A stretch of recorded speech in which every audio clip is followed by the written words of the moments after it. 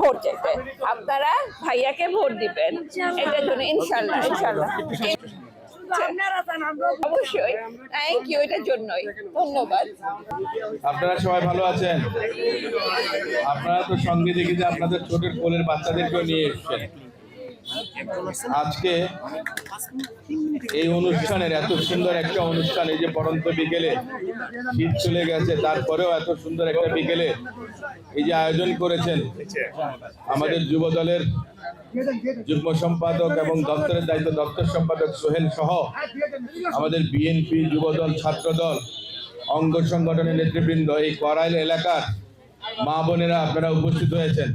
আপনারা দেখেছেন যিনার এখানে আসার কথা ছিল না, জনাব মরহুম আরাফাত রহমান কোকো সাহেবের স্ত্রী দেশনেত্রী বেগম খালেদা জিয়ার কনিষ্ঠ পুত্রবধূ শর্মিলী রহমান, আপনাদের কথা শুনে, আপনারা নারী, আপনারা মা বোন, আপনাদের কথা শুনে একজন বোন এখানে এসেছেন তার ভাইয়ের পক্ষে ভোট চাইতে আপনাদের কাছে।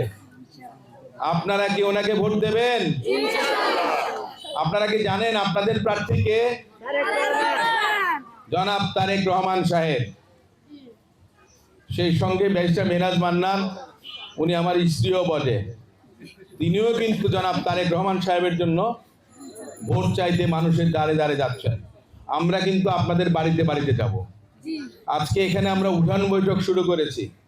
আমাদের নেতৃবৃন্দরা এত সুন্দর আয়োজন করবেন আমি এটা ভাবতেও পারিনি। আমি ভেবেছিলাম যে গণসংযোগে আমরা যাব। আপনারা জানেন যে বাংলাদেশ জাতীয়তাবাদী দল যদি আপনাদের সমর্থনে দেশ সেবার সুযোগ পান, প্রধানমন্ত্রী কে হবেন? তারেক রহমান। তো ভোট কাকে দিবেন? তারেক রহমান সাহেব মানুষটা কতটুকু ভালো জানেন? আমি ওনার সঙ্গে একসঙ্গে ঢাকা বিশ্ববিদ্যালয়ে লেখাপড়া করতাম। আমার বয়স কত দেখা যায় বোঝা যায় না মনে হয়। আমি 1985 সালে 1900 ঢাকা বিশ্ববিদ্যালয়ে ভর্তি হয়েছিলাম।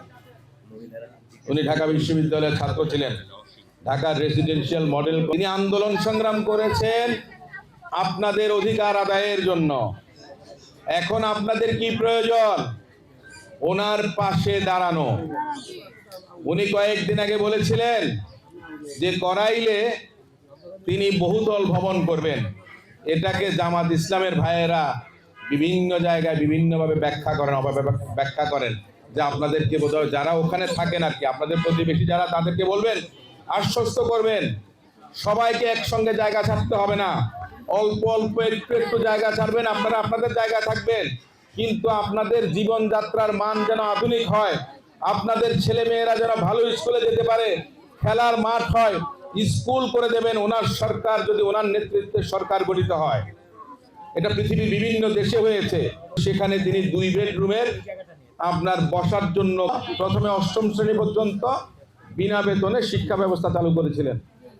তারপরে মাধ্যমিক পর্যায়ক্রমে উচ্চ মাধ্যমিক পর্যন্ত শিক্ষা ফ্রিতে করে দিয়েছিলেন। উনি নারী এবং শিশু মৃত্যু হার অনেক বেশি ছিল আমাদের দেশে। এটার জন্য মহিলা ও শিশু বিষয়ক মন্ত্রণালয় দেশনেত্রী বেগম খালেদা জিয়াই কিন্তু করেছিলেন। তো নারীদের জন্য যা কিছু করার বাংলাদেশ জাতীয়তাবাদী দলের সরকার করেছিল। ঢাকা শহরে একটাও সিট দেওয়া হবে না। তো সিট দেওয়ার মালিক কি উনি, না ভোট দেওয়ার মালিক আপনারা? ভোট কে দেবে?